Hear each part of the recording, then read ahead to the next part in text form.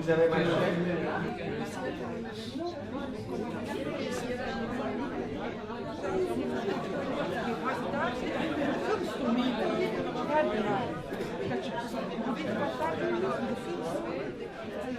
Bonjour à tous. On va pouvoir commencer. Je suis Barbara Wolfer, je suis la directrice de l'Institut français en Israël. Et c'est bien sûr pour moi, au nom de l'Institut français, un grand plaisir d'accueillir cette rencontre aujourd'hui entre Éric Laurent et Nourit Aviv à la veille donc de ce grand congrès, le 17e si je ne me trompe pas, qui se tient à Tel Aviv. Pour cela, je pense que la plupart d'entre vous connaissent très bien déjà Éric Laurent et Nourit Aviv, mais je veux quand même dire quelques mots pour les présenter. Il y a peut-être quand même des personnes qui ne les connaissent pas. Donc Nourit Aviv, alors déjà c'est la première femme qui a été reconnue par le CNC officiellement comme chef opératrice dans les années 70, donc quelque chose d'extrêmement important. Et elle a, à ce titre, présidé à l'image de nombreux films de réalisateurs comme Agnès Varda, Amos Gitaï, Jacques Doyon. Elle est aussi réalisatrice. Elle a déjà à son actif 14 documentaires et ce n'est pas fini. Elle a fait l'objet en France de deux très belles rétrospectives, une au Jeu de Paume en 2008, une au Centre Pompidou en 2015. Et alors, je crois que ce qui la caractérise aussi beaucoup, c'est l'engagement très fort qu'elle a à l'occasion de chaque sortie de film et même au-delà, puisque donc elle organise de nombreux débats avec des philosophes, des écrivains, et puis bien sûr aussi des psychanalystes. Et je sais que dans ce cadre, elle a déjà rencontré à plusieurs reprises Éric Laurent pour des dialogues autour de ces films. Alors, Éric Laurent, donc psychanalyste, membre de l'école de la cause freudienne, ancien président de l'Association mondiale de psychanalyse. Et je salue d'ailleurs la présidente actuelle qui nous fait le plaisir d'être avec nous, Angelina Harari. Éric Laurent, donc, qui a écrit aussi des ouvrages sur l'autisme, sur l'envers de la biopolitique, si je ne me trompe pas. Et alors, je dois simplement confesser à Éric Laurent un lapsus. Hier, alors que je réfléchissais aux gens à remercier et à ce qu'il ne fallait pas que j'oublie de dire aujourd'hui, j'ai écrit à 2 reprises d'ailleurs, Éric Lacan. Et alors, pour la petite histoire, Éric Lacan... C'est un trop grand honneur. Donc, pour la petite histoire, Éric Lacan est un artiste que j'ai eu à rencontrer il y a quelques années dans d'autres fonctions et qui est un artiste d'art urbain et qui est connu, son nom d'artiste, c'est Monsieur Qui. Monsieur Qui, c'est pas mal. Voilà, alors qui remercier? Évidemment, je veux remercier très chaleureusement Bernard Senève, le président de la New Lacanian School, Perla Miglin, avec qui nous avons préparé cette rencontre, Jessica Kalberman, l'équipe technique qui est avec nous aujourd'hui, et puis bien sûr l'équipe de l'Institut français qui m'a accompagnée pour la présentation de cette rencontre. Et juste vous dire que donc il y a des DVD de Nourit Aviv qui sont en vente, ainsi que des livres à l'issue de la rencontre. Et puis pour ceux qui le souhaitent, je vous propose aussi de nous retrouver à la fin de la rencontre au 3e étage autour d'un verre. Voilà. Je laisse la parole à Éric Laurent et Nourit Aviv. Merci Barbara et merci pour l'accueil du Centre culturel français qui me permet au fond de dialoguer avec Nourit Aviv, à Tel Aviv, et qui poursuit les rencontres que nous avons eues à Paris autour de ces films, qui a commencé avec Judith Miller, qui Judith était tombée amoureuse du film qu'elle a vu et en a immédiatement parlé autour d'elle, en disant à tout le monde combien elle avait été bouleversée par ce qu'elle avait vu. Et elle, comme Judith faisait, elle y amenait donc ce qui lui importait pour partager. Et donc, elle m'a fait partager cette rencontre avec Nourive. Et puis ensuite, j'ai continué à rencontrer Nourit. D'abord, ça a commencé il y a 5 ans. Enfin, ça a commencé, ça s'est donc poursuivi sans Judith il y a 5 ans. C'était pour le premier, c'était pour en 2013. Et ça, c'était Annonce que tu vas reprendre un extrait aujourd'hui. Nous avons poursuivi avec Poétique du cerveau en 2015, où un des acteurs est présent dans la salle. Et puis nous avons fait Signer au printemps dernier, en 2018. Et cette nécessité de poursuivre ces rencontres à Tel Aviv même, indépendamment des résonances, oui, du printemps, c'était qu'il y a dans l'œuvre de Nourit Aviv une dimension qui consonne spécialement avec le thème de notre congrès, urgence. Et l'œuvre de Nourit est marquée par une urgence, cette urgence qui traverse ses films, autour qu'il est finalement malaisé de les appeler documentaires, tellement ça ne documente pas. Ça ne documente pas, ça présente quelque chose de nouveau, ça crée un objet qui est présenté toujours dans une certaine urgence à ceux qui le reçoivent. Et il y a, comme le rappelait Barbara, l'urgence qu'a Nourit, une fois qu'elle présente ses films, de provoquer des débats, de provoquer des rencontres, de faire parler les autres sur ces films.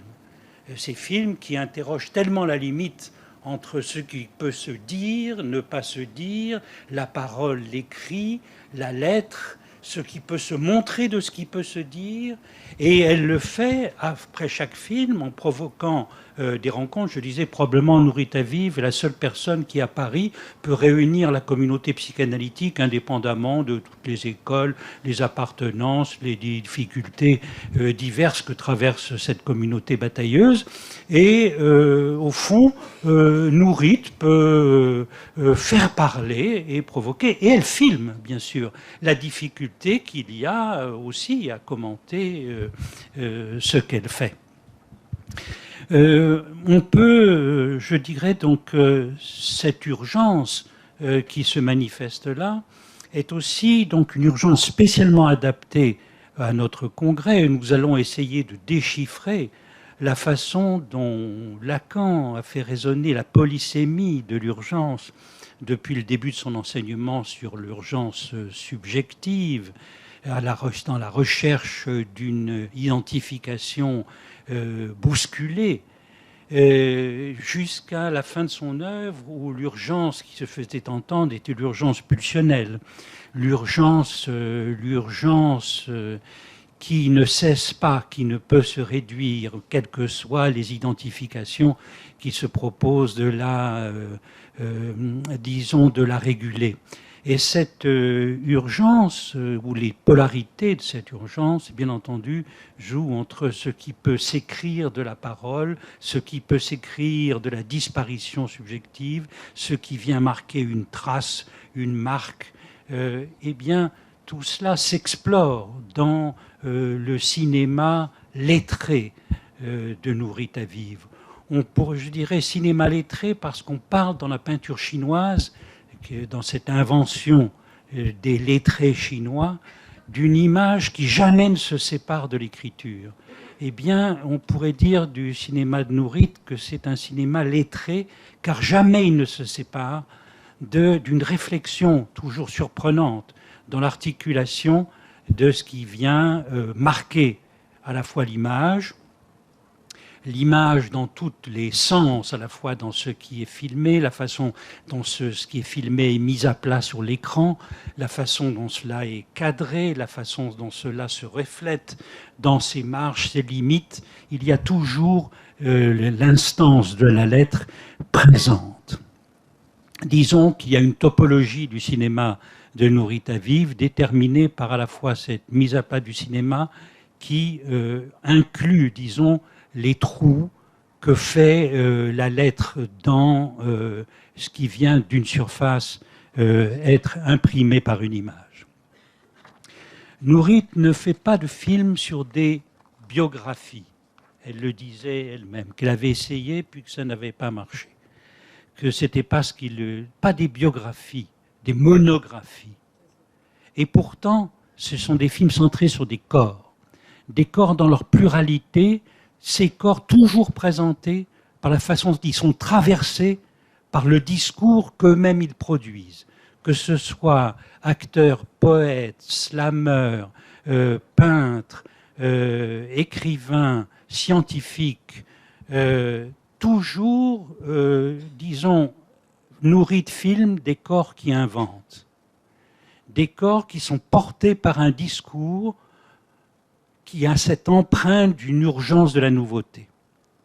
Et c'est pour cela que dans la façon dont elle nous fait entendre le travail de la lettre, l'économie de la lettre, on voit que dans ce cinéma lettré surgit cette dimension d'inconscient si marquée par Lacan, par cette même instance derrière tout ce qui se dit et dans ce qui s'entend.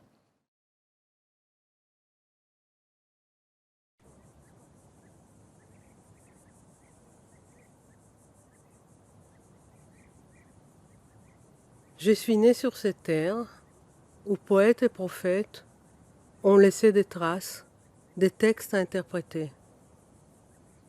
Je suis né sur ces lieux où des femmes ont entendu des annonces, des promesses pleines d'espoir.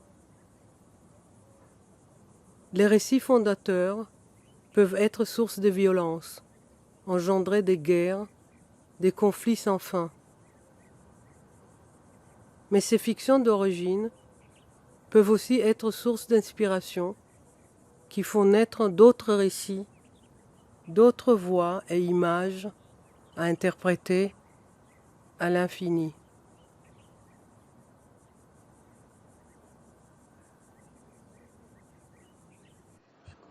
Je crois que c'est une telle évidence que je sais pas quoi dire, mais c'est étonnant qu'à partir de textes, ces mêmes textes, peut-être... Bon, moi je prétends que c'est à partir de ces textes-là que tout se passe dans la région, c'est-à-dire à qui cet endroit, au nom de quoi, au nom de quelle promesse. Hein. Voilà. Je ne sais pas si j'ai pas... À la fois, en effet, c'est une promesse, si l'on veut, enracinée dans la terre, marquée dans la terre, plutôt que la métaphore de la racine. C'est pas là du tout les métaphores de la racine qui sont choisies. C'est plutôt le trait, la façon dont le sillon, la terre, il n'y a pas la terre sans la marque sur la terre. Et avec ce qui est filmé par Nourit dans ce mouvement de caméra étonnant, on va du sillon à en effet ensuite une dépression entre deux collines où là la marque vient s'inscrire sur la terre autrement et on aperçoit de la terre, après on voit les signes de l'industrie, enfin le transport électrique, des routes, ce qui vient marquer la terre effectivement autrement. Mais ça s'inscrit et à partir de cette inscription et de la façon dont on la lit, on l'interprète. C'est ou bien la guerre, ou bien la sublimation artistique, ou bien le discours qui peut marquer l'embranchement. J'ai pensé que c'est pour ça que je l'ai mis au début, tandis qu'on voulait le faire comme conclusion. Mais j'avais un peu envie qu'on voit tout le reste sous cette lumière-là. C'est-à-dire qu'en fait, l'essai de dépasser justement... Ça donne la lumière interprétative, en effet. Alors pourquoi on l'avait mis à la fin? C'est sur le mot infini. L'infini, bien sûr, ça permettait qu'à la fin, nous soyons bien persuadés qu'il n'y a pas de fin. Qu'après la fin, ça continue, à l'infini. au point d'infini qui est ouvert précisément par la lettre. Mais ce qui était surtout à la fin le problème, c'est que justement on voit l'articulation entre la puissance d'infinitisation du discours artistique, de la sublimation artistique, et le problème que ça pose à l'interprétation analytique. Puisque l'interprétation analytique, elle, est faite pour marquer une limite, pour marquer une fin, pour marquer un point de fin. Il y a l'expérience analytique se structure d'une façon telle que l'interprétation trouve un point d'arrêt. Je n'ai jamais compris. C'est normal, c'est pour ça que tu es cinéaste. C'est que précisément, toi, dans ton expérience, il faut que ça n'ait pas de fin. Et qu'en effet, ça ouvre ce champ. Et nous jouons avec le fait qu'à la fois ça ouvre, et à un moment donné, il faut fermer. Mais comment, etc., ça c'est ce que nous devrons explorer dans notre congrès, et ce que ça veut dire exactement. Mais c'est une expérience qui est structurée autour justement d'un point, et qui joue autrement sur cette infinitisation en germe dans la langue.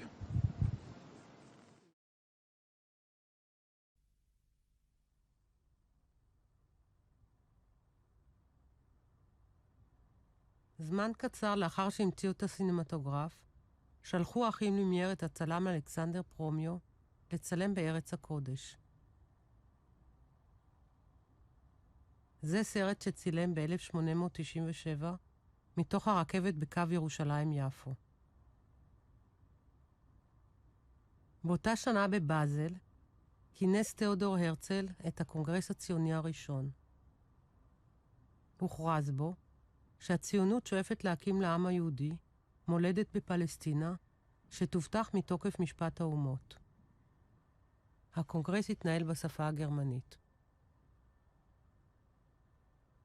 מי מאיתנו יודע עברית במידה מספקת כדי לבקש בשפה זו כרטיס רכבת? כתב הרצל שנה קודם לכן בספרו מדינת היהודים. הוא הציע שבמדינה העתידית כל אחד יחזיק בשפתו, שהרי השפה היא מולדתן היקרה של מחשבותיו. בשנה בה פרסם הרצל את מדינת היהודים, החל שכנו בווינה, זיגמונד פרויד, לרשום את חלומותיו ולנתחם. כך נולדה הפסיכואנליזה, ועימה, מאוחר יותר, המושג שיבת המודחק. אשר לרעיון השיבה לארץ ישראל, יכתוב פרויד לאיינשטיין. נראה לי הגיוני יותר לכונן מולדת יהודית על קרקע חדשה שאין עליה מעמסה היסטורית. על חלום שפקד אותו בפריז ב-1879 מספר אליעזר פרלמן לימים אליעזר בן יהודה.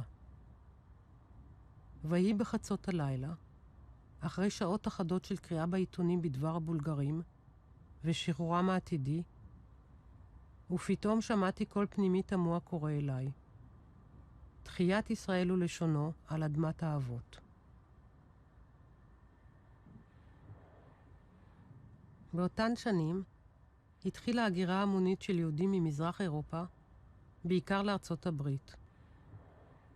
רק מעטים בחרו בפלסטינה, שהייתה אז מאוכלסת ברובה בתושבים ערבים. הם ישאפו להפוך את החלום הדתי של שיבת ציון למציאות פוליטית מודרנית, ואת לשון הקודש לשפת דיבור של יום-יום.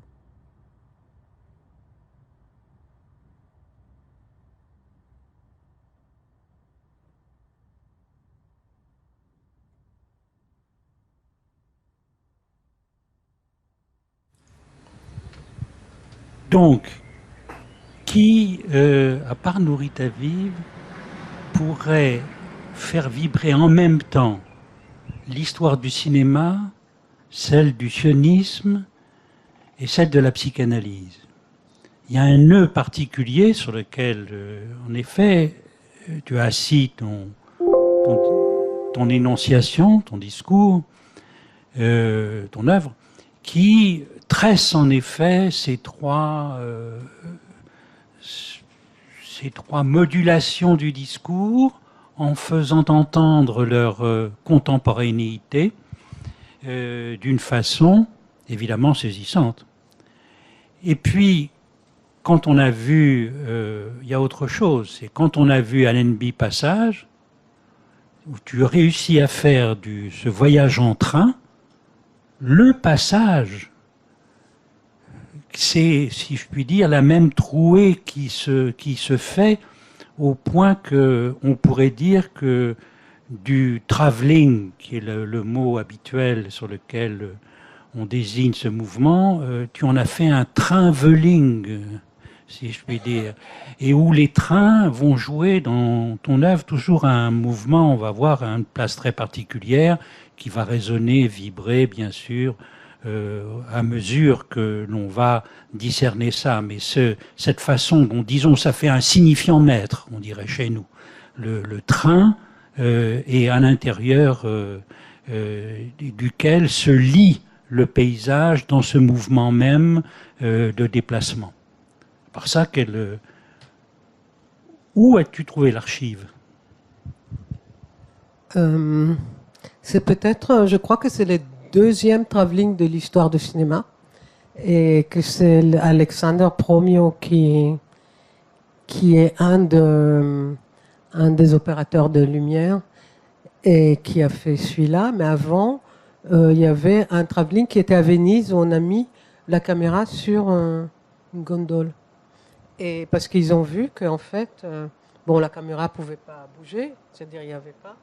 Et donc ils ont compris. Et celui-là, on n'a jamais vu, parce que normalement les films sont de 45 secondes ou 53. Et celui-là, il était coupé. Et en fait, il est pas entier. Donc il est jamais montré comme un film de lumière. C'est lui qui est fait à Jérusalem, c'est-à-dire ici en Palestine. Et moi, j'ai continué le mouvement, le même mouvement, c'est-à-dire que les trains allaient de Jérusalem à Jaffa. Et là, après, il continue, tout au long du film, il continue de Jérusalem à Tel Aviv, Jaffa, qui est la même ville aujourd'hui. Et là, c'est là donc tous ces textes. Et je crois que ces trois actes sont peut-être tout mon cinéma. C'est le cinéma, c'est la psychanalyse, c'est-à-dire inspirer le cinéma, la psychanalyse, et le sionisme qui pour moi est la langue hébraïque. Hein. C'est-à-dire que je mets là. Et c'est intéressant chez Ben Yehuda qu'il cherche un lieu pour la langue. C'est-à-dire il cherche, c'est pas d'habitude, on cherche une langue pour les lieux. Et là, il cherche un lieu pour la langue. Et il était entre ceux qui ont accepté, parce qu'à un moment donné, Herzl a proposé, parce qu'on a proposé Ouganda, parce qu'il y avait des problèmes ici, comme dit Freud, que peut-être ça aurait été mieux de trouver un endroit moins investi historiquement. Et je crois que Freud n'est pas très freudien quand il propose ça, parce que toute l'histoire des fantasmes, des désirs sur les lieux, je ne sais pas si on aurait pu réunir autour d'un fantasme commun comme cette terre-là, et les Juifs de tout le monde, et leur faire croire qu'ils sont une nation et qu'ils sont tous du même peuple, même s'il vient de partout. Bon, là on rentre ce que c'est le sionisme, mais bon. Mais là, il y a l'histoire de la langue, et Ben Yehuda, qui est considéré comme c'est lui qui a renouvelé la langue, et il était d'accord que ça se passe en Ouganda. Hein. Donc pour lui, c'était trouver un lieu pour la langue. Et c'est assez étonnant que... Et aussi, ce à quoi nous introduit cet extrait, c'est précisément la fonction du rêve. Ben Yehuda, ça lui vient, il le dit, cette nécessité, cette urgence, ça lui vient en rêve. Et lui qui cherche précisément à faire vivre une langue, dans un contexte, en effet, dans le fameux contexte, qui aurait pu acheter un billet de train en hébreu? Ça, c'est C'est Herzl Herzl qui le dit, mais c'est ce qui est drôle. contexte-là. Parce qu'il ne savait pas, Herzl, qu'en fait, on savait déjà acheter un billet de train dans une langue et qui s'appelait à l'époque la langue sacrée. Mais lui-même, il ne la connaissait pas du tout. Hein, Herzl. Ça, c'est un point auquel tu tiens beaucoup, l'idée de dire que les mots nouveaux ont été inventés même lorsque la langue était encore langue. Elle n'était jamais morte, si c'est ça. Que tu Voilà, voulais dire. elle était jamais morte. Non, je crois qu'elle n'était jamais morte parce qu'on n'a jamais arrêté d'inventer des mots dans la langue. C'est-à-dire, et contrairement à l'araméen, que pour moi, c'est-à-dire que araméen, c'était une langue morte, bien que tout après la Kabbale était en araméen, mais quand même, en hébreu, on a toujours continué à inventer des mots, et il y avait toujours de va-et-vient des lettres entre les rabbins, un rabbin de Pologne, un rabbin à Yémen, ou en Babylone, ou en Irak, il y avait toujours des va-et-vient sur les communautés et du quotidien de la communauté entre les rabbins. Et là, il fallait toujours inventer des mots parce qu'il s'agissait du quotidien. Donc on n'a jamais arrêté d'inventer des mots. Et moi, je crois qu'une langue où on invente toujours des mots, ça ne peut pas être une langue morte. En effet, en tout cas, on peut entendre que, de façon étonnante, quand dans celui qui va se donner cela comme objectif, trouver un lieu pour une langue, non pas... Où la mère va parler à son fils. Hein. Où la mère va parler à son fils, non pas langue morte, mais une langue, lui redonner un lieu de vie tout à fait autre. Il a ça dans un rêve où il dit « une voix me vient et me dit qu'il serait beau que le peuple d'Israël trouve à revivre sur la terre de ses ancêtres ». C'est tout de même ce qu'on appelle la réalisation du désir, disons freudien, est interrogé par ce type de rêve et cette structure en miroir, où celui qui veut donner une voix à la langue entend une voix qui revient et qui lui dit ce qu'il devra faire, et qui se détache de lui, qui lui dit sa mission. Tu seras celui qui donnera ça. Et il est devenu ça. Ça n'est pas la réalisation d'un désir au sens gâteau à la fraise. C'est la réalisation d'un désir en tant qu'elle est la mission de toute une vie, et il est devenu ce désir-là. Il est devenu ça. Il s'est produit lui-même à l'issue de son rêve, il s'est produit comme celui qui sera fidèle à cet événement. Gardons-le en mémoire.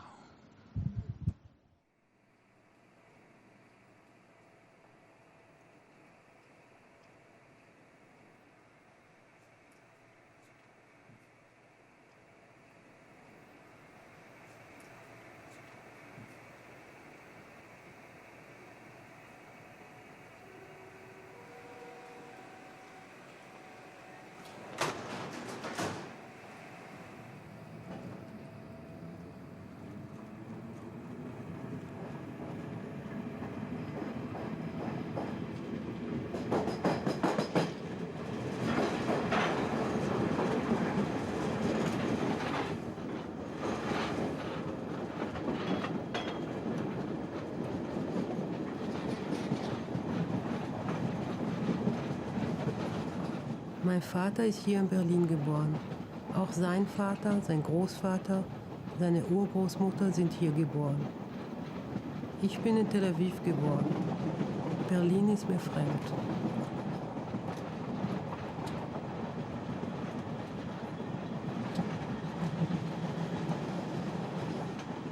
Mein Vater ist 1938 nach Palästina geflüchtet. Seine Eltern flohen 1940 nach Südafrika.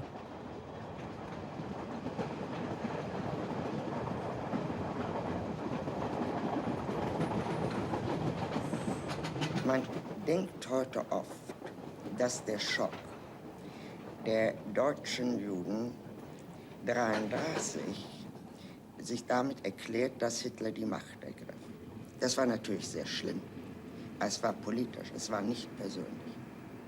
Dass die Nazis unsere Feinde sind, mein Gott, wir brauchten doch bitte schön nicht Hitlers Machtergreifung, um das zu wissen. Das war doch seit mindestens 4 Jahren jedem Menschen, der nicht schwachsinnig war, völlig evident. Dass ein großer Teil des deutschen Volkes dahinter stand, ja, das wussten wir ja auch.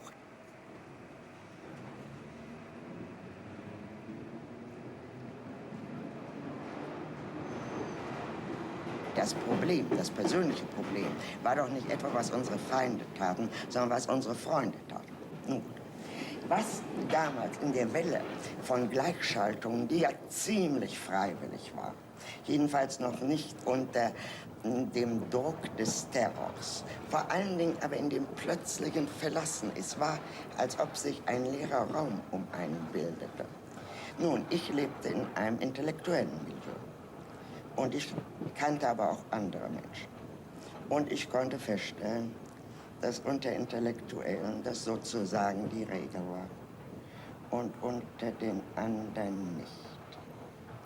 Und die Geschichte habe ich nie vergessen. Und mit einer Sache ging ich raus aus Deutschland. Wie ich damals dachte, natürlich immer etwas übertreibend. Nie wieder. Ich rühre nie wieder irgendeine intellektuelle Geschichte an. Ich will mit dieser Gesellschaft nichts zu tun haben.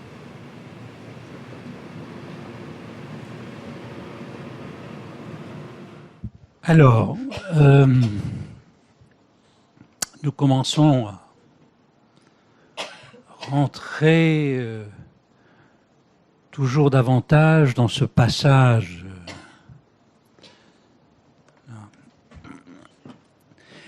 dans la langue vers ce qui ne peut se dire. Et là, on voit dans ce travelling aussi étonnant d'un train, ce train, il faut dire qu'il va donc d'est en ouest à Berlin. Non, il va de l'ouest à l'est. Il va de l'est à l'est. Qui traverse. Il va de l'est à l'ouest. C'est ce qui me semblait. Mais l'important, c'est de traverser. Parce que les Juifs ont fait dans l'autre sens. Et donc, Je veux dire, ils étaient amenés dans l'autre sens. les Juifs étaient amenés dans l'autre sens, en effet. Et c'est bien entendu ça qui s'entend. Je crois maintenant qu'il va à Wannsee. J'ai jamais pensé avant. En effet.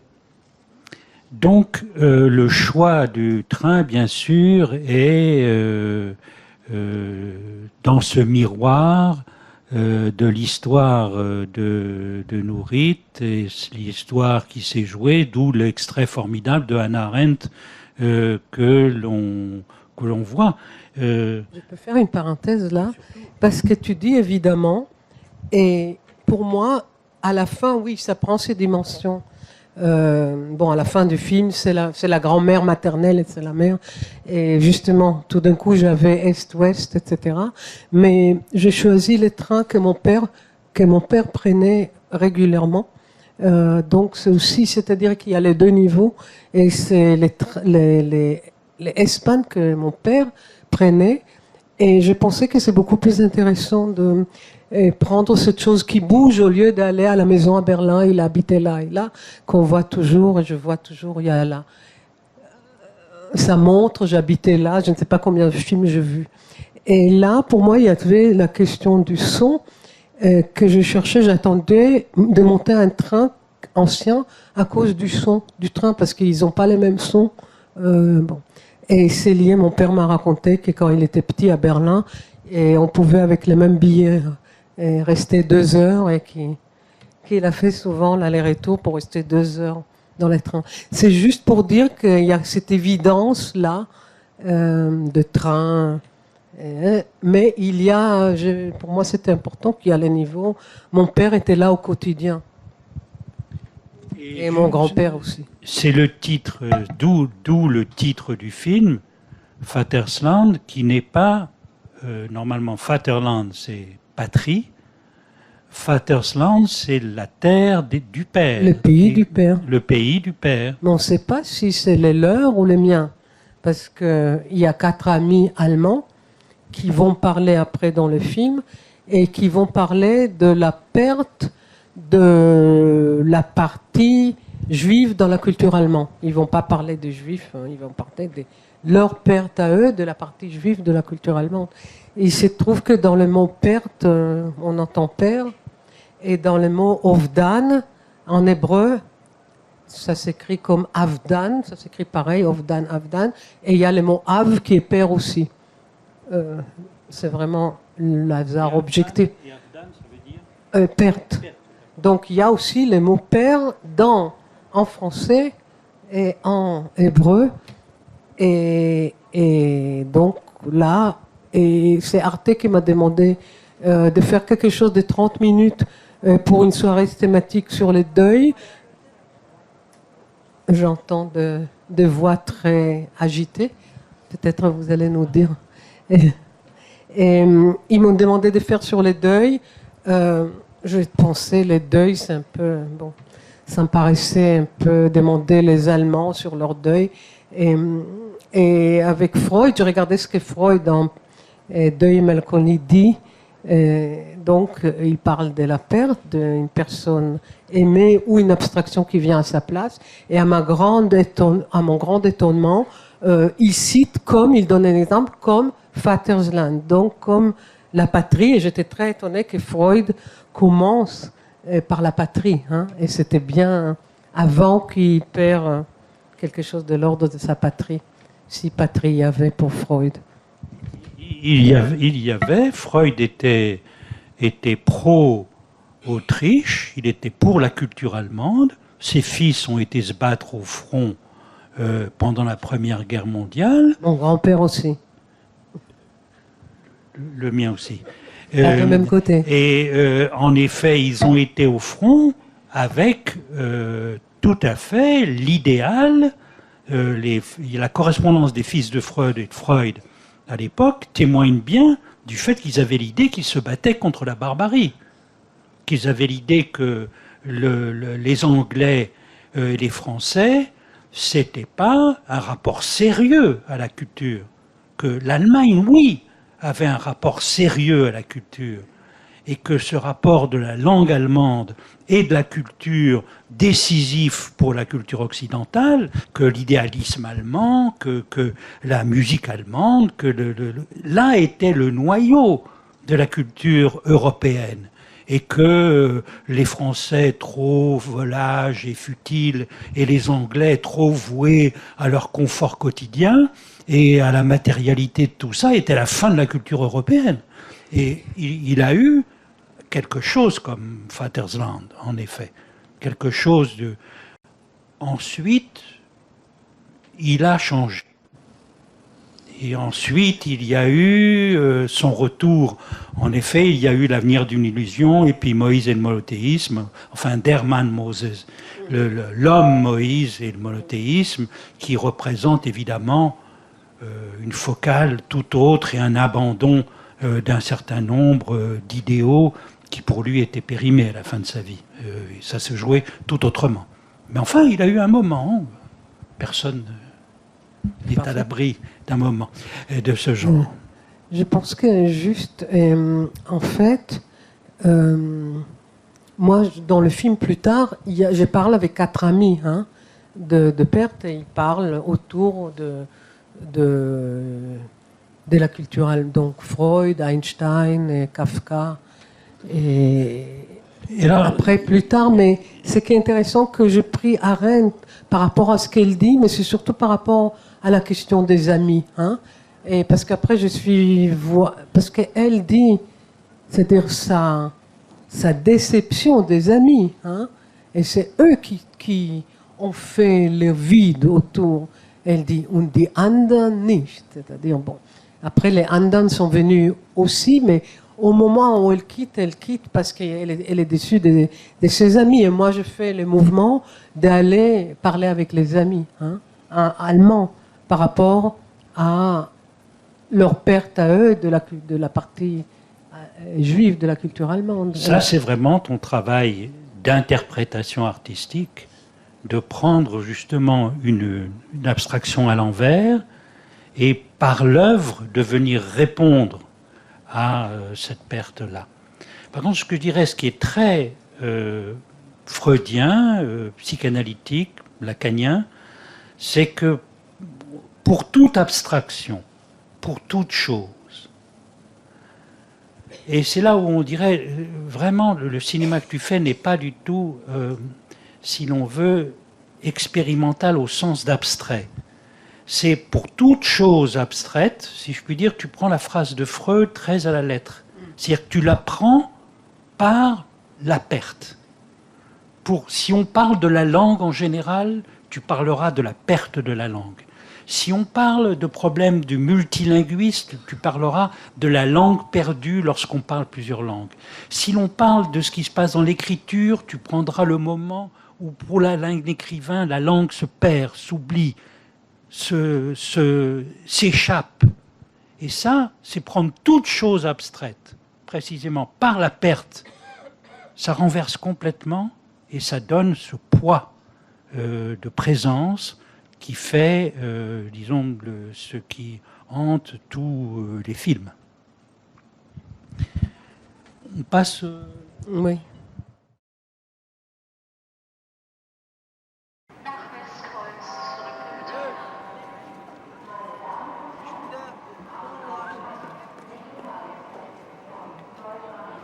Vaterland hat die erste deutsche Nachkriegsgeneration als etwas Leeres erlebt.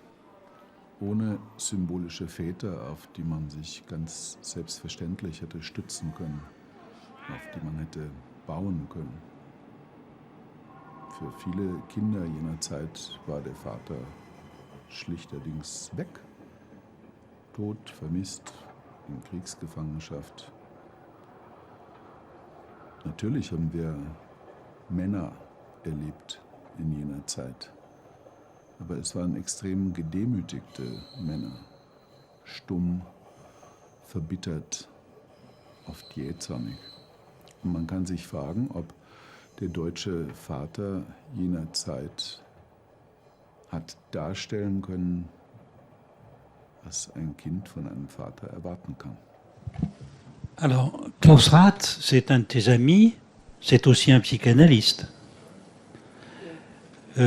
qui exerce à Berlin et qui, précisément, dans ses analyses, disons, a traité cet écart dont la génération, c'est la génération des enfants, c'est dont il fait partie lui. Il en a traité, je puis dire, dans son analyse à lui, plus que les gens qui l'analysent. Il parle, si je puis dire, on dirait chez nous, c'est un moment de passe. Il parle de lui, de son expérience comme analysant. Et ce qu'il a précisément rencontré, c'est le père humilié. Le père humilié, c'est une figure que Lacan a retenue. Lui, il l'a fait à partir des tragédies de Claudel. Cette idée qu'il y a eu l'humiliation du père, c'est non seulement elle ne commence pas à la guerre, pour Lacan, l'humiliation du père, elle commence au fond par la civilisation de la science. On peut dire que précisément le génocide industriel allemand est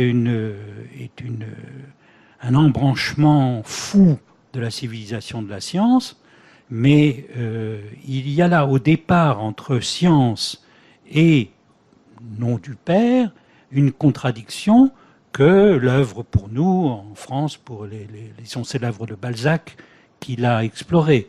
La restauration qu'a voulu faire Balzac du nom du père, n'est-ce pas, le père Goriot, restauration du nom du père après la Révolution française.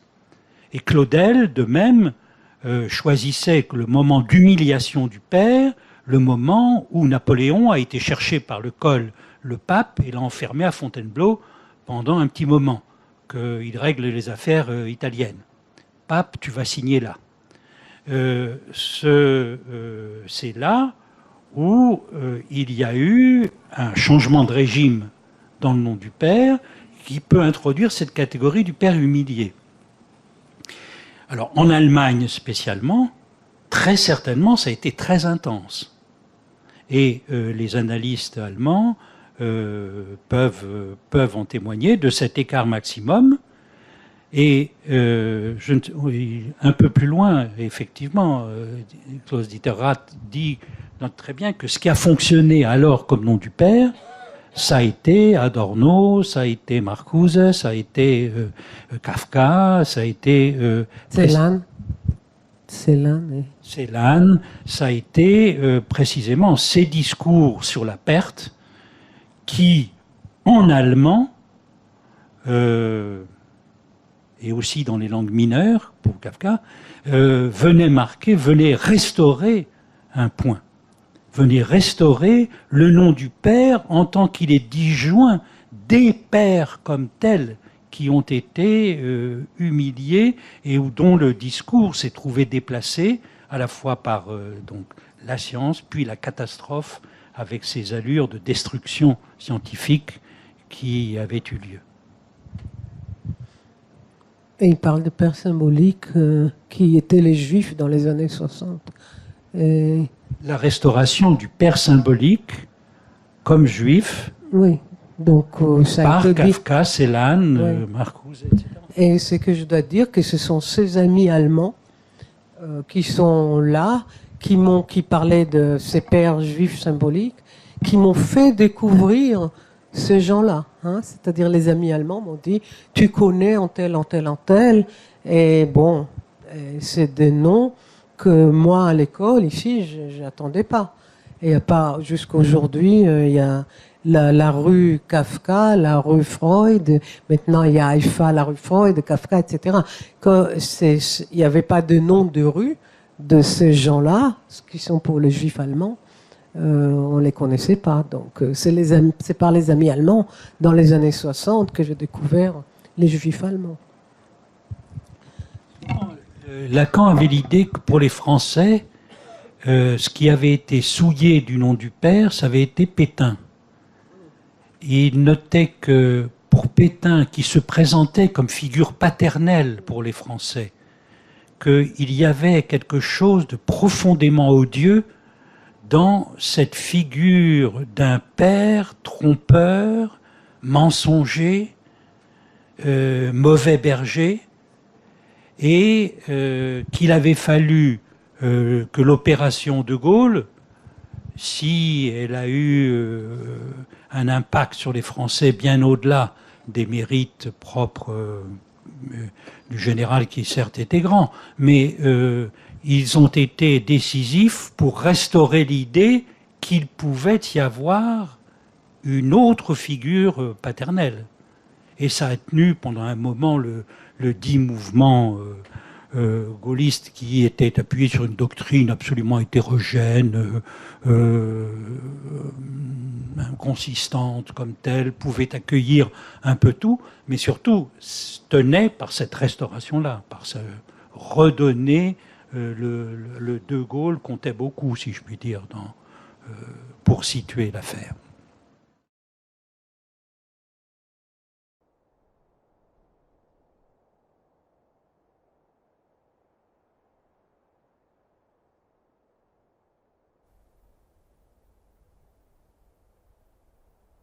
« 1943.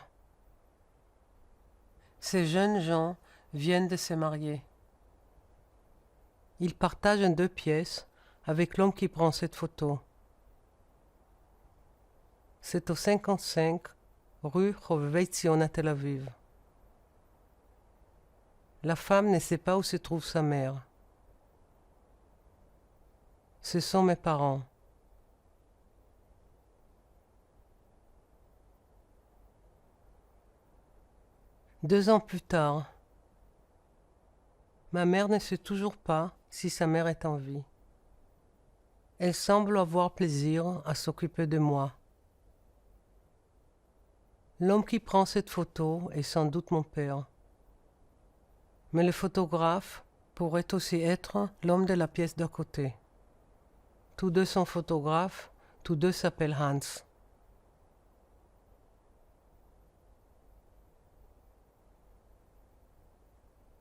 Nous sommes maintenant 4. Ma mère sait que sa mère ne reviendra plus. Nous habitons toujours rue Hovevei Tzion.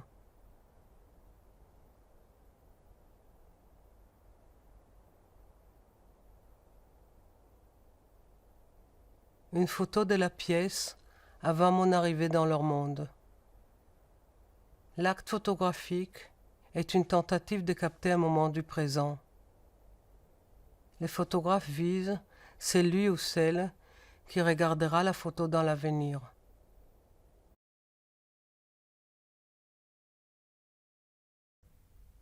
Est-ce là cette fenêtre qui a fait naître tant d'images de fenêtres à venir? Alors là, on arrive aussi, donc, sans ce qui, au-delà de ce qui peut se marquer du père et de sa langue et de son nom, on arrive à la mère. On arrive à cet échange très émouvant, cette photographie, après tout aussi marquée par la possibilité technique de l'époque, mais très bien prise, et qui saisit cet échange de regards absolument incroyable entre ta mère et toi. On voit ce qui circule comme intensité du regard, avec ce qui s'enchaîne de questions. De l'anxiété de cette mère qui elle-même était sur le point d'apprendre la perte de sa mère, en tout cas qui était dans cette incertitude, et qui met au monde une enfant, et qui se voit elle-même, si je puis dire, ces 3 générations s'actualisent dans ce regard qui circule entre les deux. Et alors, du regard, à part ça, dédoublement aussi des pères, les 2 photographes qui portent le même nom et qui peuvent, en miroir, avoir pris la photo. Et ensuite, une question sur la fenêtre. La fenêtre qui est à la fois, effectivement, quand on voit le père photographe, que là, pour le coup, la transmission du cadre comme tel, du monde marqué par le père et marqué par lui-même ses efforts de situer ça, on voit à quel point il a transmis quelque chose de ce qui était l'œil, ses limites, le regard, ce qui saisit dans le cadre. Et alors, la grande question, en effet, sur la fenêtre. Parce que c'est aussi ce point-là qui va être mis. Est-ce que c'est la transmission du souvenir ou l'inscription de ce souvenir dans la langue, ce qui va être interrogé autrement? Mais déjà, si tu pouvais... Juste dire qu'en hébreu, on dit pour la fenêtre chalon et pour le rêve chalom. Donc, le rêve et la fenêtre, chalon, chalom. Ça me paraît tout à fait central. Ça me paraît tout à fait central qu'au fond, chez toi, la fenêtre se lie à ce point-là, à cet ombilique de la langue qu'est le rêve. Vous voyez, je ne sais pas, les lettres hébraïques, bon, je ne sais pas si on va arriver à tout faire, mais elles sont un peu comme des carrés, comme des petites fenêtres. Et je crois que c'est très important cette idée de la langue hébraïque avec des lettres carrées, hein, qui rentrent, presque toutes les lettres rentrent dans les carrés comme ça. Donc il y a là quelque chose de l'ordre de...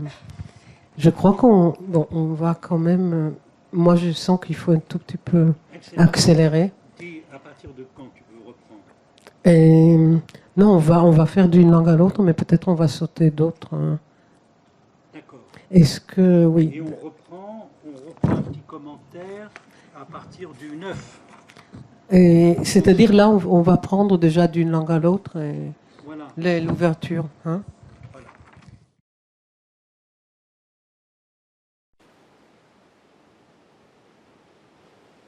כששואלים אותי מהי שפת אמי, אני מתקשה לענות. האם זו השפה שדיברנו בבית? השפה שבה מלמלתי את המילים הראשונות? או אולי זאת השפה האחרת? השפה שדיברו ברחוב, בבית הספר? השפה שבה למדתי לקרוא ולכתוב?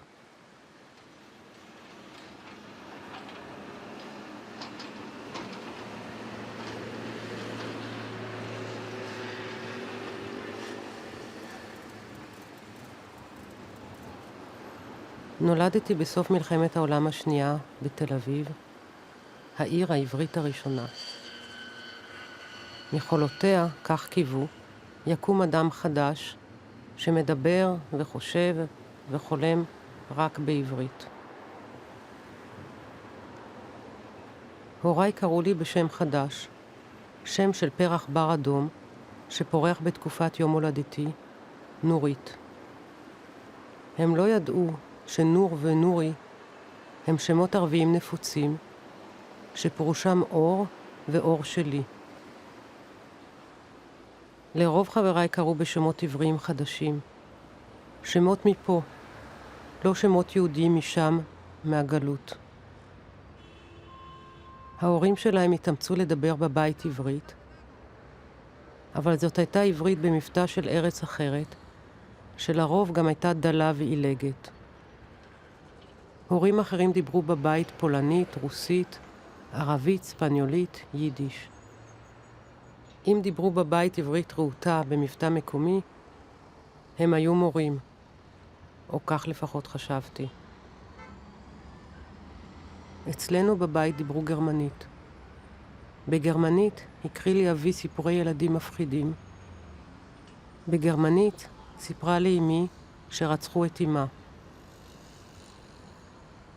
גם עם רופאי הילדים, עם החברים והמוכרים ברחוב בן יהודה, אמא שלי דיברה גרמנית. ברחוב בן יהודה היה גם גן הילדים שלי. אבל קרוב לוודאי שאמי לא ידעה מי היה אותו אליעזר בן יהודה, שנחשב למחדש הלשון העברית.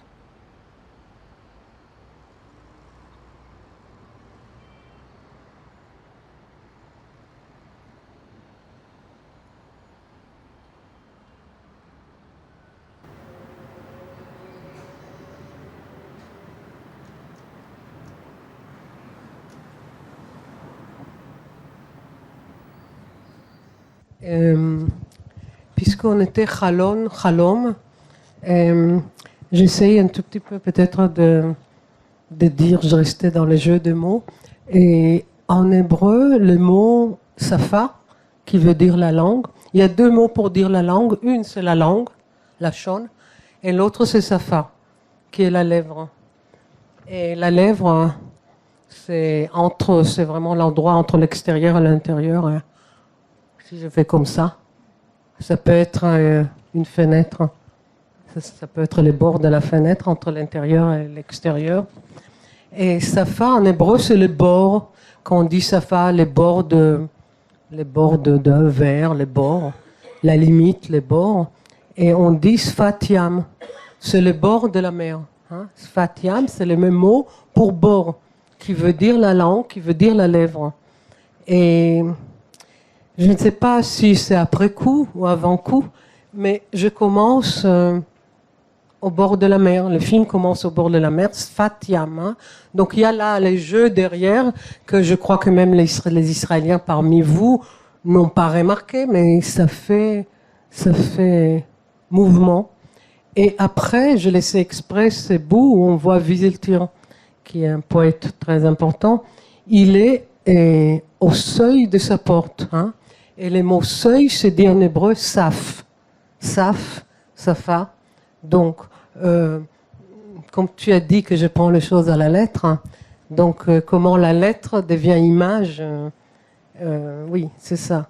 Donc il y a comme ça le jeu avec les mots et que je ne sais pas à quel moment je les trouve. Je peux pas toujours témoigner si c'était avant ou après. Je n'ai rien à dire de plus. Bon, alors, dans ce cas, on va accélérer vraiment. Je ne sais pas si c'est une bonne idée, non?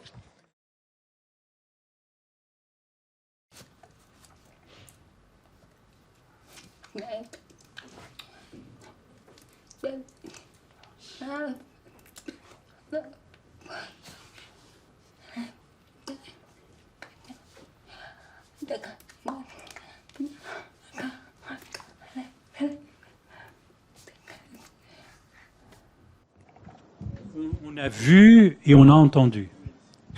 On a vu à la fois de façon étonnante comment la joie de cette mère et de cette fille de se rappeler ce moment de même que tu captais entre ta mère et toi.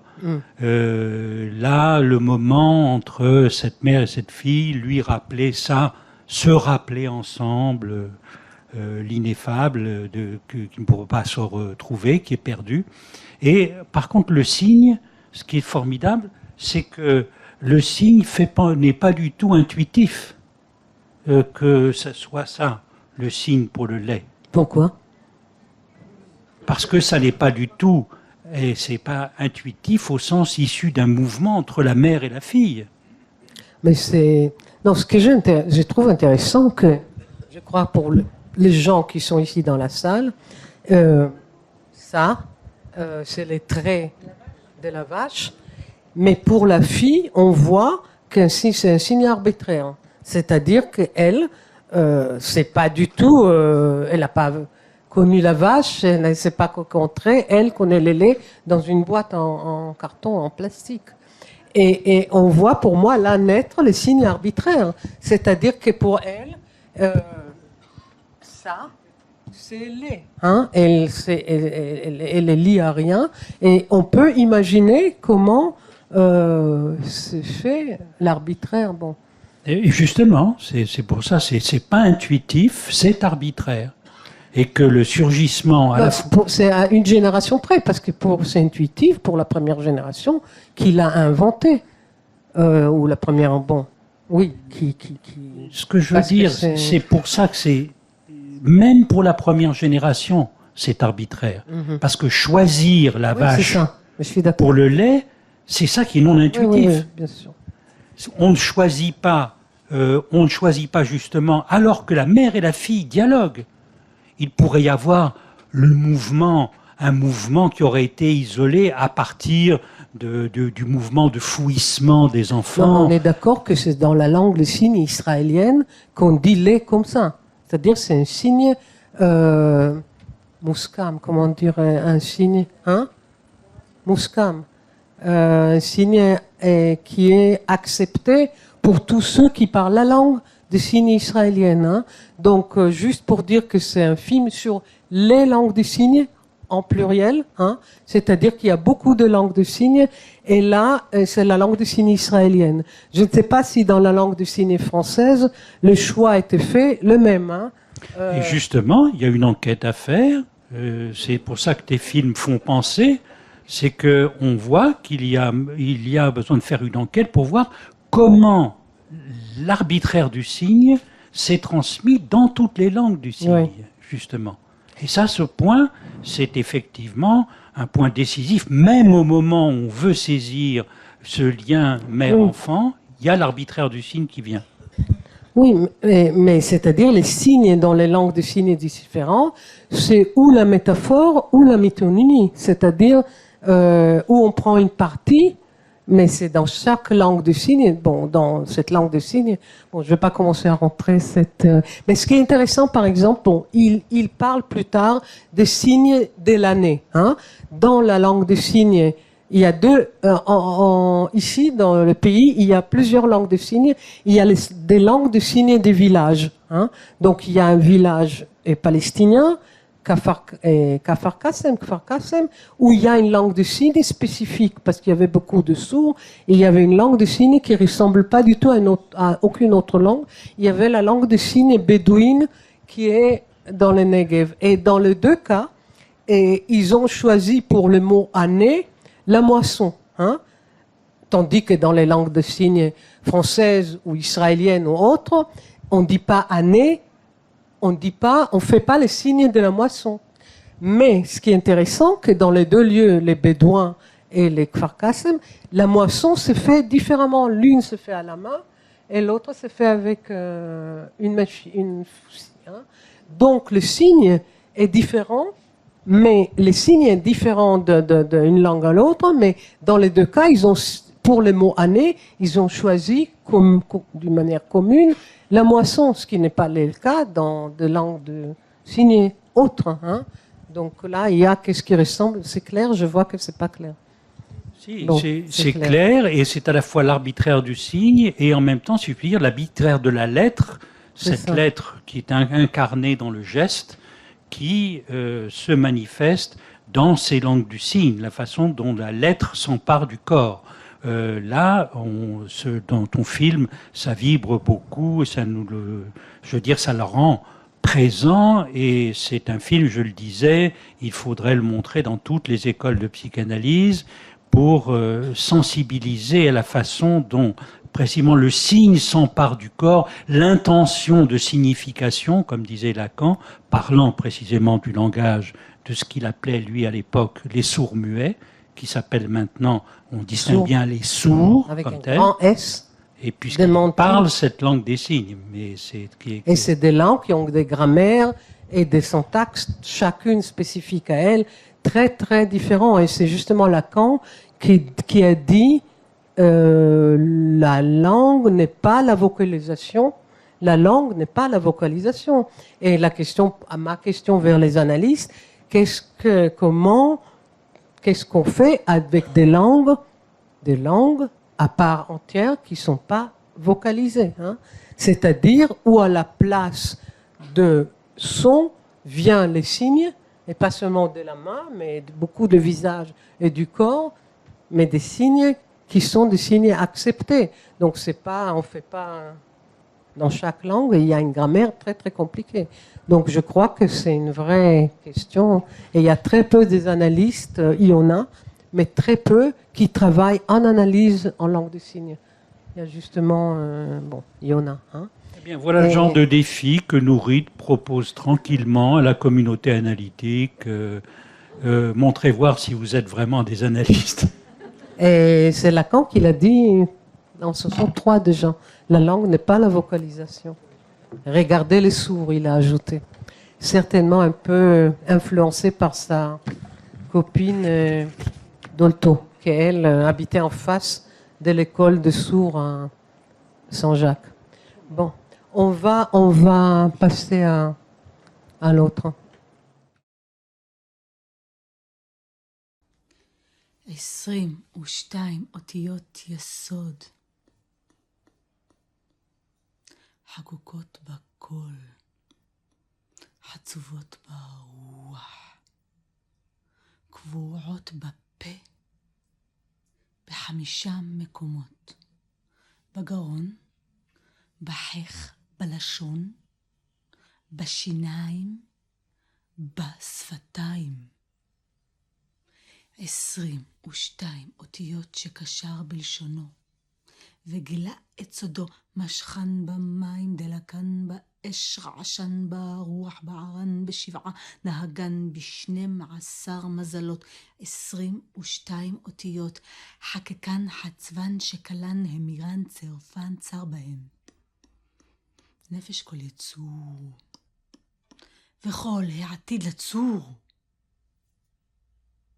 22 אותיות יסוד, 3 אמות, 3 אמות, 7 כפולות, 7 כפולות, 12 פשוטות, 12 פשוטות, 3 אמות, א' מ' ש', אמות א' מ' ש', מ' דוממת, ש' שורקת, א' חוק מכריע בינתיים, שלוש אמות שהם שלוש אבות, מהם יצא אש רוח מים, שבע כפולות.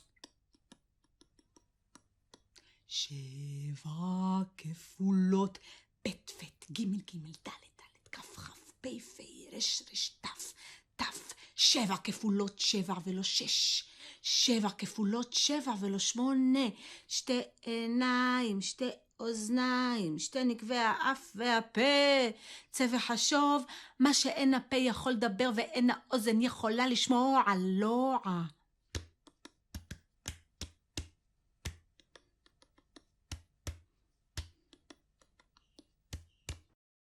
C'est sensationnel, cette présence de faire entendre la différence, ce que Lacan signalait au long de son œuvre, n'est-ce pas, entre Athènes et Jérusalem, entre disons la voix hébraïque, de rappeler la lettre comme telle, que le verbe c'est la lettre. C'est pas le verbe. Que la lettre est l'incarnation de la lettre dans le corps, la façon dont elle s'empare de la créature, dont le verbe, la lettre créatrice s'empare de la créature, anime son corps, fait en effet les orifices du corps deviennent pénétrés par la lettre. Et cette comédienne qui a un talent étonnant pour nous rapprocher un texte en effet fort ancien, d'arriver elle-même en s'en faisant en se faisant la créature de ce texte, elle fait entendre précisément ce point de vue sur la création. Et combien c'est différent du verbe grec, le logos de Saint Jean. Au début était le verbe, lui, pénétré par le logos, la logique et toute l'élaboration grecque sur l'être, évidemment, ne rend pas ce point d'accroche de la lettre sur le corps avec cette force, disons, cette affirmation qui reste très étonnante et qui est un embranchement, en effet, sur ce qui, en Occident, peut résonner de la matérialité de la lettre. En fait, c'est une autre tradition que celle de la Genèse. Hein. C'est-à-dire que c'est un livre mystique qui raconte autrement la création du monde que la création du monde à la Genèse. C'est une création du monde qui est libérée des anecdotes il y a eu Adam, on lui a enlevé un petit bout, etc. On enlève l'anecdote et on a cette prise directe sur le corps mais d'une lettre créatrice qui échappe complètement à l'imaginaire grec, enfin au symbolique grec. C'est vraiment l'énonciation du Dieu qui dit Eche Yireh. C'est vraiment cette voix-là. Est-ce qu'on montre la lecture? On montre la lecture, s'il te plaît.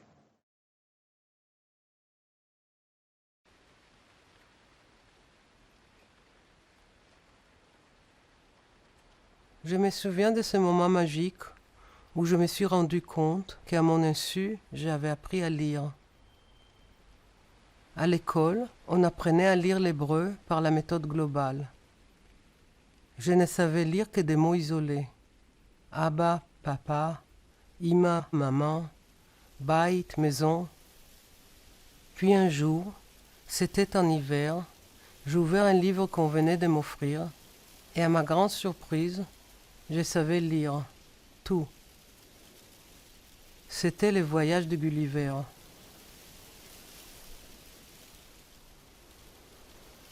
Depuis lors, j'aime les lettres hébraïques, leur forme carrée comme de petites fenêtres qui ouvrent sur un temps lointain.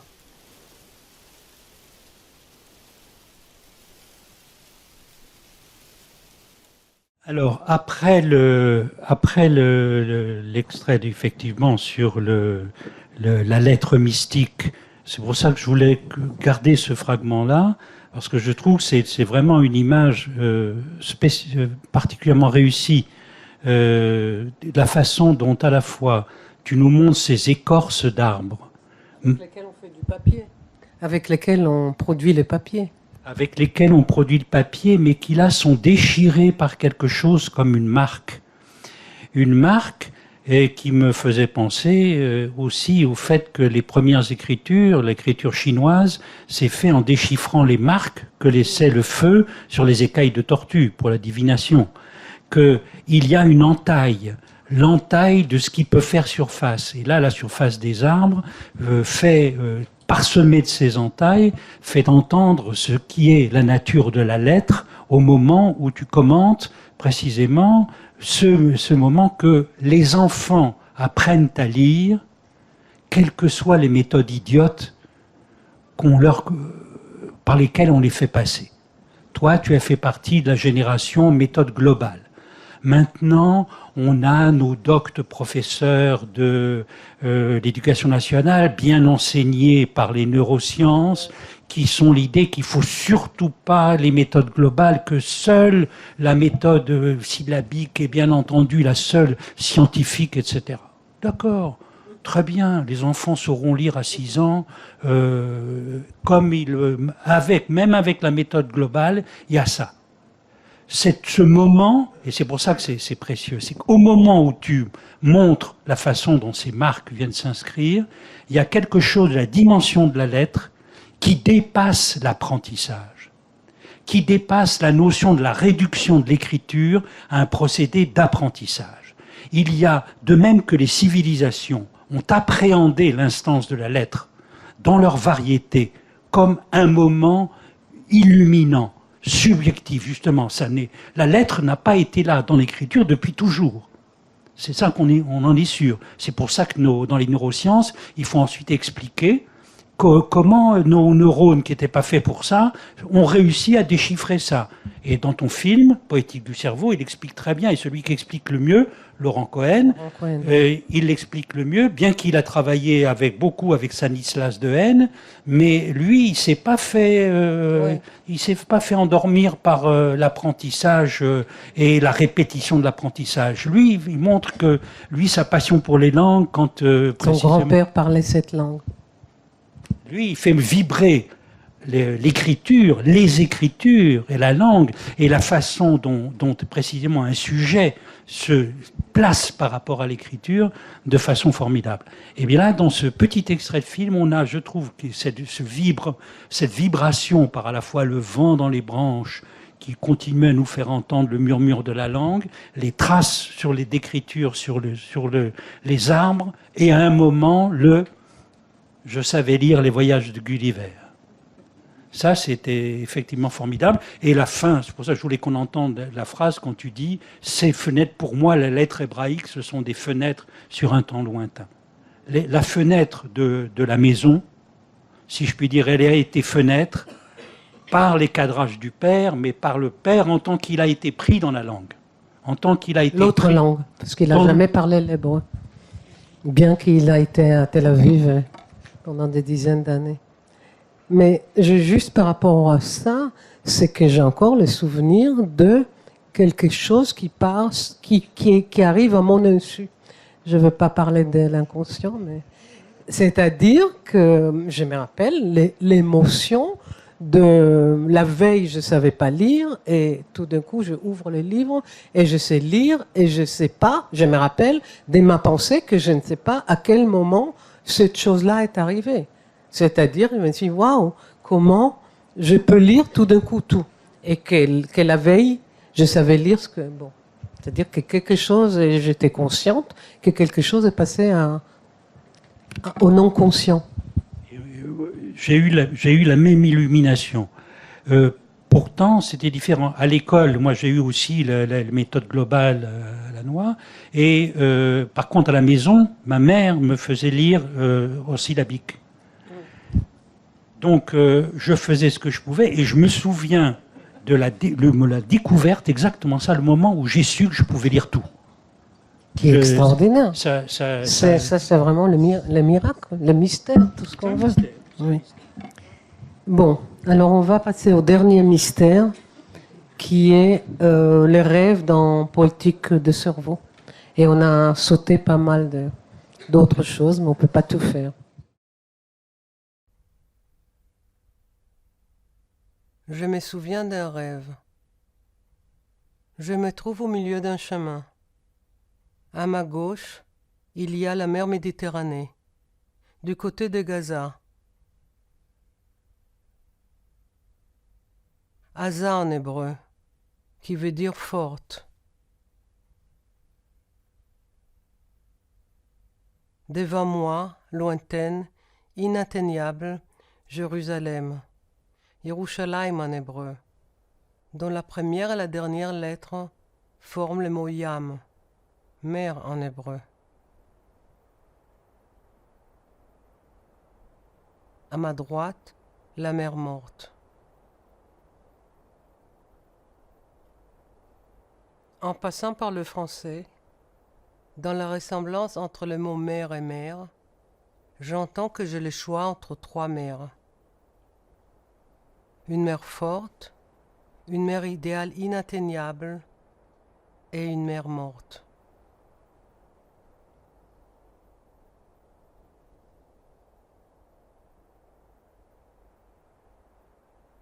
Quelques années après ce rêve, je tournais mon film Makom Avoda, un lieu, un travail.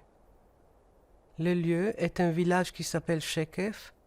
Le travail, celui d'ouvriers thaïlandais qui ont remplacé les ouvriers palestiniens du village voisin Bet Awa.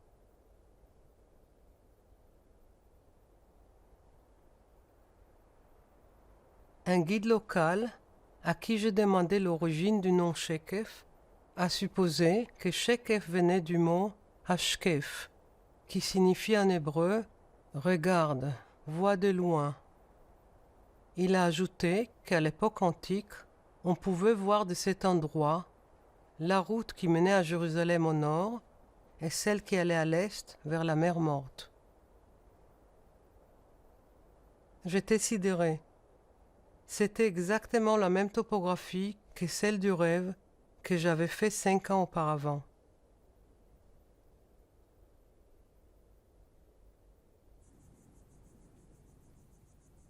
Une autre version de l'origine du nom Shekef m'a été donnée par une vieille palestinienne. Elle se rappelait que jeune fille, elle faisait paître ses troupeaux près de ruines anciennes d'un lieu nommé Shakef, pas loin où se trouve Shekef aujourd'hui.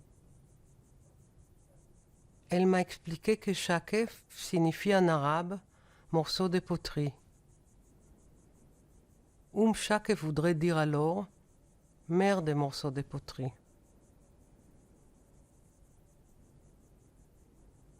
Et en effet, des archéologues ont trouvé sous les ruines de Shakef des morceaux de poterie d'époques différentes. Ottomane, mamelouk, byzantine, romaine, hellénistique et aussi de l'âge de fer.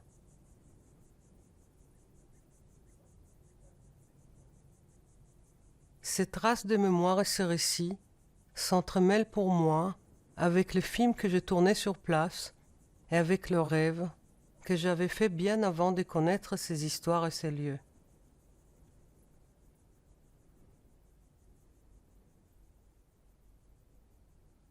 Ce rêve évoquait aussi une mer morte.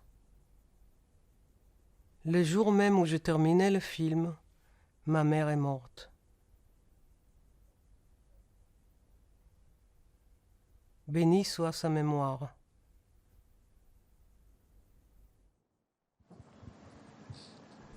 Alors c'est émouvant à multiples titres.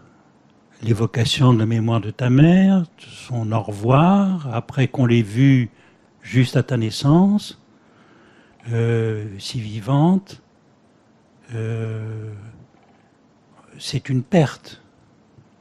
Ça signe, en effet. On le reçoit, on le ressent comme ça. Et en même temps, c'est le nœud où viennent se tenir ensemble toutes les différentes façons dont tu as fait vibrer la lettre. Alors, ce qui est formidable, c'est qu'on a un rêve fait il y a très longtemps, que tu analyses comme un véritable analyste lacanien sait faire. la résonance dans la langue des différents signifiants topographiques qui sont là, qui viennent marquer les différents types de mer et cette présentation des figures de la mer, des 3 figures fondamentales qui sont là. Il est fait depuis longtemps. Et puis, dans ton travail, tu arrives à trouver un lieu, et en plus, tu nous le montres avec ce lieu Shekef qui veut dire regarder de loin, et tu réussis à trouver Google Maps, à utiliser Google Maps comme regard de loin. Donc d'introduire cette banque de données universelles d'images, de le remettre là, d'en faire un usage particulier, singulier, le regard de loin, et on se retrouve avec, en effet, exactement la topographie de ton rêve. Oui, que vraiment je fais avant et qu'il n'y avait rien. Si les garçons à qui je demandais pourquoi ça fait le Shekef, ils inventent, parce que c'est pas vrai cette histoire. Ce qui est vrai, c'est qu'en fait la route passait. Regarde. Mais les Shekef, il invente. Shekef regarde de loin. Oui. D'accord, il invente ça. Mais s'il n'avait pas inventé. Tu le fais vrai. Je ne savais pas, j'aurais pas fait attention pas fait le mouvement de caméra. Non, j'aurais pas su que je suis dans l'endroit que j'ai rêvé. Voilà. C'est par rapport à cause de lui. Non, mais c'est vraiment un truc étonnant. Et après, la femme palestinienne me raconte cette histoire elle a une toute autre version. Non, Shekef, ça veut dire la poterie. Donc, il y a la mer des poteries. Et d'ailleurs, les archéologues trouvent les poteries. Et ça, je découvre, c'est-à-dire que elle m'avait le raconté à l'époque, mais j'ai pas fait attention. Quand je fais poétique de cerveau, je reviens sur les lieux. Et c'est là, l'archéologue, tout ça. Et je me dis, oui, elle l'avait dit. Mais, et quand je demandais de jeunes Palestiniens, ils ne connaissaient pas les mots. Et je vais demander à 2 amis d'ouvrir le dictionnaire. Et ils ont dit, la vieille palestinienne avait raison. C'est un mot que personne connaît, mais qu'elle avait raison. C'est la raison pour laquelle ce lieu s'appelle comme ça. Donc, vous avez vu, il y a la version palestinienne, il y a la version israélienne, inventée. Il y a la version psychanalytique, les figures de la mer. Oui, mais... Et comme dirait le Midrash... Mais comme les rêves étaient faits avant, donc c'est pas, d'habitude c'est à l'envers, n'est-ce pas? Non, c'est pas à l'envers, c'est dans le bon sens, C'est-à-dire que je rêve ça 4 ans avant que je vais aller dans ces lieux où pour moi, ça n'avait rien à voir avec... Mais oui, c'est pour ça que Et j'avais d'autres raisons que je peux... C'est pour ça que tu es cinéaste. C'est pour ça que tu es cinéaste. Mais d'abord, on a 3 interprétations. Au moins. La version... Mais déjà, ces 3-là. Et elles sont toutes vraies.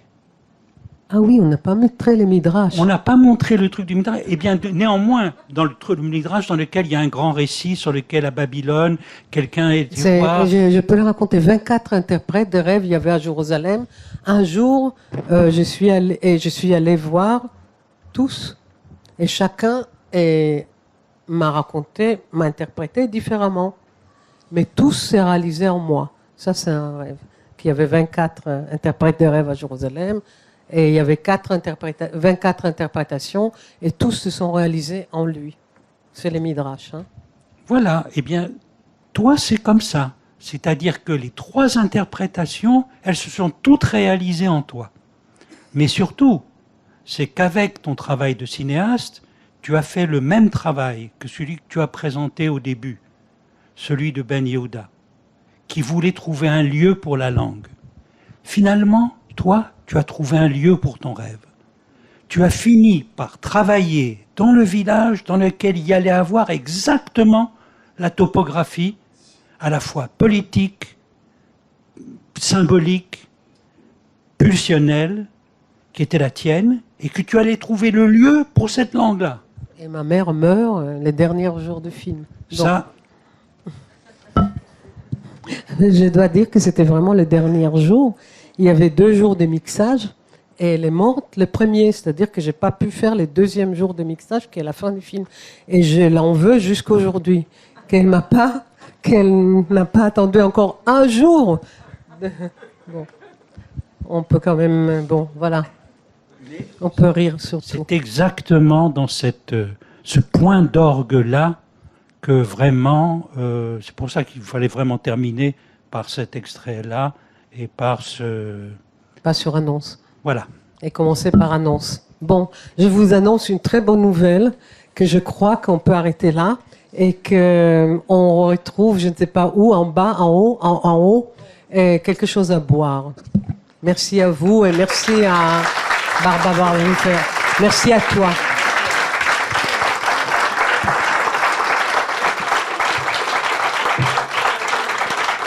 Merci.